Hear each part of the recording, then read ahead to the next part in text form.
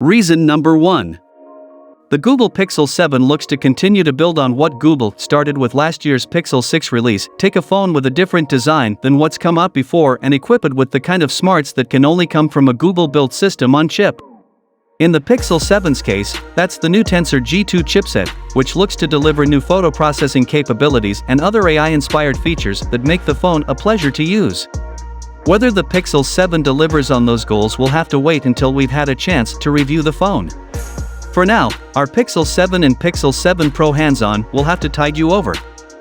With Pixel 7 pre-orders underway though, you may have to make a decision now on whether this is the right phone to buy. We've taken a look at the new phone's apparent strengths and weaknesses to help you make an early decision on whether to buy or skip the Pixel 7. Our review will have the final say, but at least this early look can help you figure out if the Pixel 7 deserves any consideration to be your next smartphone. Reason number 2. You buy a Pixel phone from Google, you expect one of the best camera phones. We're going to have to test the Pixel 7 to confirm where it falls in our rankings, which will include head-to-head photo face-offs with devices like the iPhone 14. But on paper, we like what we see. The camera setup is mostly the same as it was with the Pixel 6, featuring a 50MP main camera and 12MP ultra-wide lens. But the ultra-wide sensor is 25% bigger than it was before and now sports autofocus. Google also added a macro mode that lets you take photos of objects with the ultra-wide lens from close-up.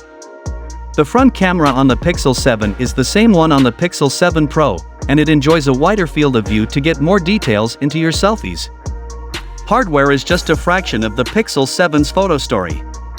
Computational photography once again figures to help Google's phones stand out from the crowd by improving the super residential zoom feature for digital zooms, speeding up night sight processing and tapping into the Tensor chip to sharpen faces with a face unblur feature. On the video side of things, cinematic blur adds a shallow department of field to your videos for a stylistic background blur, and active stabilization figures to give the iPhone 14's terrific. Reason number 3. We mentioned the new Tensor chip and how it improves some of the Pixel 7's photo capabilities. But the Tensor G2 powering this new phone does more than that. As with the Pixel 6, Tensor is the engine driving the smart features that make the Pixel so unique among smartphones. Remember Direct My Call from the Pixel 6, where you'd get an on-screen directory that helps you navigate the various phone menu options on calls? On the Pixel 7, that directory appears more quickly, getting you to right person faster than ever. In the Messages app, Tensor can transcribe audio messages, making them easier to read in noisy settings or in places where you'd just as soon not blast out the sound of your messages to an eavesdropping world. Audio typing automatically suggests emojis now, and it supports more languages. That's just a sample platter of what the Tensor G2 can do for you.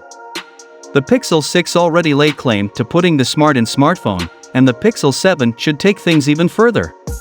Reason number 4. In the year since the Pixel 6 came out, phone displays have gotten brighter. The Galaxy S22 boasts a peak brightness of 1300 nits, and we managed to register 1152 nits when we tested the phone. The just-released iPhone 14 Plus can hit 1100 nits. Clearly, the Pixel SAXS 843 nit result from our tests is not going to cut it anymore. And here is why you should not the Pixel 7. Reason number 1. Battery life concerns. There's no way to sugarcoat this, battery life on the Pixel 6 was subpar. Last year's Google flagship lasted 8 hours and 13 minutes on our battery test, in which we make phones surf the web over cellular until the battery dies. An average smartphone can last more than 1.5 hours longer. Reason number 2. Tensor G2 performance. Speaking of the Tensor G2, Google went into a great amount of detail about the different experiences the new silicon enables. But it was alarmingly quiet about what kind of performance gains to expect from the new chipset.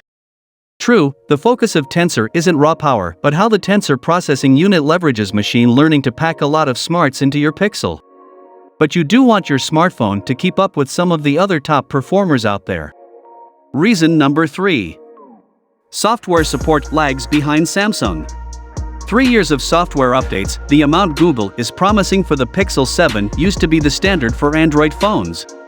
But then Samsung started offering 4 years of Android updates for its flagship devices like the Galaxy S and Galaxy Z series, along with some Galaxy A mid-range phones as well. That makes 3 years seem kind of stingy, especially since the Android OS is Google's own creation.